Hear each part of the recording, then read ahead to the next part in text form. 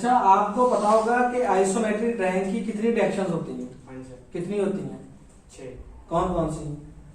North, अच्छा south, east, west, up, down. अच्छा, आपको पता होगा ड्राइंग की जो बेसिक लाइंस हैं वो कौन कौन सी हैं? विजिबल लाइन, अच्छा अनविजिबल लाइन, अच्छा सेंटर लाइन, अच्छा। डायमेंशन। अच्छा अच्छा, आप मुझे ये बताएं कि पाइप रैंच का तो आपको पता होगा। अच्छा, पाइप रैंच कहाँ पे इस्तेमाल होता है? चूड़ी वाले पाइप पर इस्तेमाल करते हैं। अच्छा, जो स्पाइनर है बेशक वो एडजस्टेबल है, ये कौन से टूल में आता है ये? Fitting tool. अच्छा, और जो सेंटर पंच है ये कौन से टूल में आता है ये? सेंटर पंच, हाँ जी। मार्किंग। अच्छा, इसके बाद आपको पता है कि पमाइशी टूल्स में कुछ 5 नाम बताते हैं, जो 3 के नाम बताते हैं, कौन कौन से पमाइशी टूल हैं? 3 के नाम, manual calliper, inside calliper, outside calliper. अच्छा, इनसाइड कैलिपर किस लिए इस्तेमाल करते हैं? इन डाया चेक करने के लिए, और आउटसाइड कैलिपर किस लिए इस्तेमाल आउट करते हैं? डाया चेक करने के लिए। अच्छा, आपको इस साइड में होना। अच्छा, आप मुझे बताएं कि स्क्रू ड्राइवर है जो ये किस लिए इस्तेमाल करते हैं? स्क्रू को खोलने और अच्छा, ये मुझे बताएं कि स्क्रू ड्राइवर फेस के लिहाज से कितनी किस्म की आपने देखी है? कौन कौन से? फिक्स।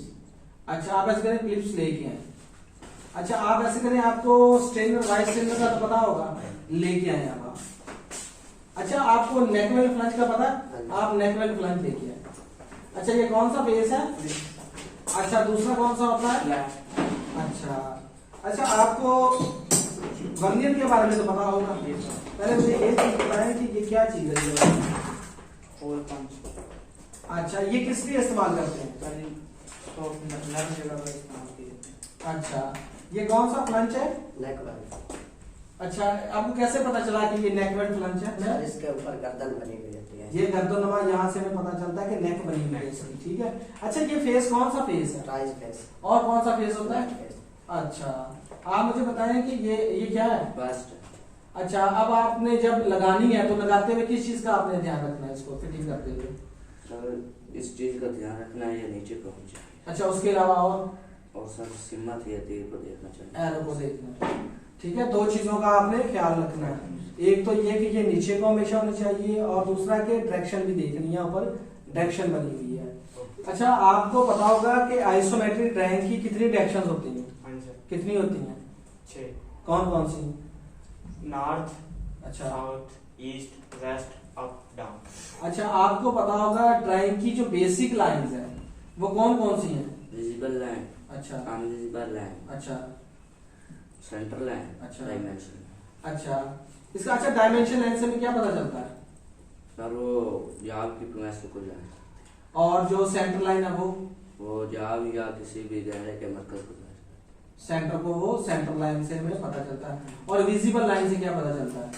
विजिबल लाइन जाब की वो साइडियों में नजर आ रही, और अनविजिबल लाइन से? जाब की वो साइडियों में नजर नहीं आ रही। अच्छा, इसके बाद आपको फेस शील्ड अगर मैं ये खोल दूं तो दोबारा आपको ये समर करनी आती होगी। हाँ जी। किस किस को आती है ये? अच्छा, अब आप मुझे बताएं, असद आप आ जाए।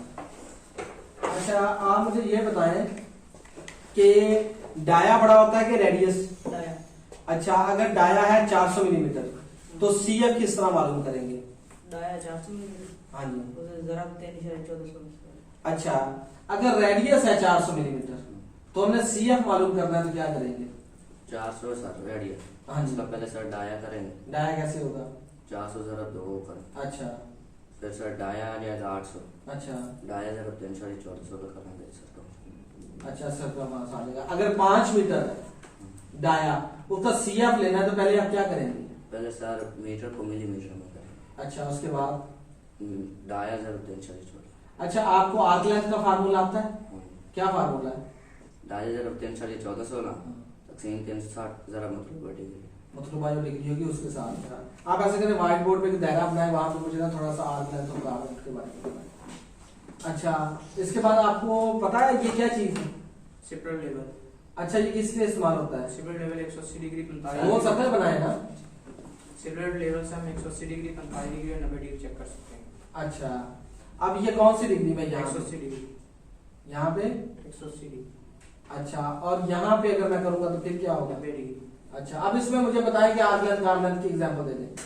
और ये आर्क लेंथ है अच्छा और जो ये होगी वो अच्छा अच्छा, अब इसमें मुझे ये बताएं कि आपको पता है कि डाया बड़ा होता है रेडियस के CF। और सी है। अच्छा, इसके बाद आप मुझे ये बताएं मीटर टेप के बारे में, तो आपको पता होगा। अच्छा, मुझे ये बता दें कि मीटर टेप की मदद से कौन कौन से सिस्टम में पैमाइश ले सकते हैं। मीटर टेप एक प्रभाषी वाला जिसकी मदद से हम किसी भी चीज की पैमाइश करें। कौन कौन से सिस्टम? Printing system, printing. अच्छा, अगर है लिखा हुआ है 3/4 इंच, ठीक है, आप खड़े रहे, 3/4 इंच लिखा है, आप उसके मिलीमीटर बनाने हैं तो क्या करेंगे? पहले से 3/4 तकसीम करेंगे। अच्छा फिर ज़रा करेंगे 25/4। अच्छा अच्छा, अब आप मुझे बताएं गैसकेट कितने किस्म के होते हैं? गैसकेट 3 किस्म की होती हैं। कौन कौन सी? Semi metallic gasket, metallic gasket, non metallic gasket. अच्छा, ये इस्तेमाल किस लिए करते हैं? ये दो फ्लंजेस के दरमियान बतौर लीकेज को रोकने के लिए इस्तेमाल करते सीलिंग एलिमेंट के तौर पे इसे हम इस्तेमाल करते हैं। अच्छा, आपको हैंड एक्सा तो आपने देखी होगी, हैं। लेके आए कहाँ पे है? रास्ता में। अच्छा, आप इधर सामने आ जाए, आप इधर सामने आ जाए। अच्छा, आप मुझे ये बताएं कि पाइप है जो, ठीक है, कि उसके डाई कहाँ तक फिक्स है? 1/8 से लेकर 12 इंच तक उसके। अच्छा, अगर वो 8 इंच एनपीएस 8 इंच है तो उसका वो कितना होगा, ओडी कितना होगा? ओडी 200 मिली। अगर वो 10 इंच होगा तो? 273 मिली। अगर वो 12 इंच होगा तो? 303 मिलीमीटर। अच्छा, उसके बाद आपको पता है कि आप ऐसे करें, लेके आए ग्लोब वाल लेके आए। ग्लोब। हाँ, जल्दी करें, आप लेके आए। आप ऐसे करें, आप सेफ्टी वाल लेके आए। हाँ ठीक है, आप लेके आए। अच्छा, आपको रिंग स्पैनर का पता होगा, रिंग स्पैनर लेके आए। अच्छा, आप ऐसे करें कि आप लेके आए वहां से। अच्छा, आप मुझे ये बताइए कौन सी क्या चीज है? इक्वल अच्छा, और कौन कौन सी होती है थी? Equal sheet condition. अच्छा, ये किस लिए इस्तेमाल होती है? बैंक लैंप से ब्रांच होता है। अच्छा, ब्रांच निकालने के। आप मुझे बताएं ये कैसे पता चला कि ये ग्लोब वाल है? इसके लिए हमें सीमेंट की जरूरत पड़ती है अच्छा और ये स्टेम के साथ फिक्स होता है। जैसे स्टेम को घुमाएंगे, हैंड व्हील को घुमाएंगे, स्टेम भी ऊपर आएगा। अच्छा, आपको गेट वाल का मैं सैंपल बनाना तो बना लेंगे, मार्बल आपके पास ही है ना, तो बनाएंगे। उम्मीद है आज का टॉपिक आप लोगों को अच्छे तरीके से समझ आ गया होगा। तो एक गुजारिश है, अगर आप लोगों को मेरी वीडियो से 1% भी फायदा हुआ हो तो चैनल को जरूर सब्सक्राइब कीजिएगा और अपने दोस्तों के साथ भी शेयर कीजिएगा। शुक्रिया।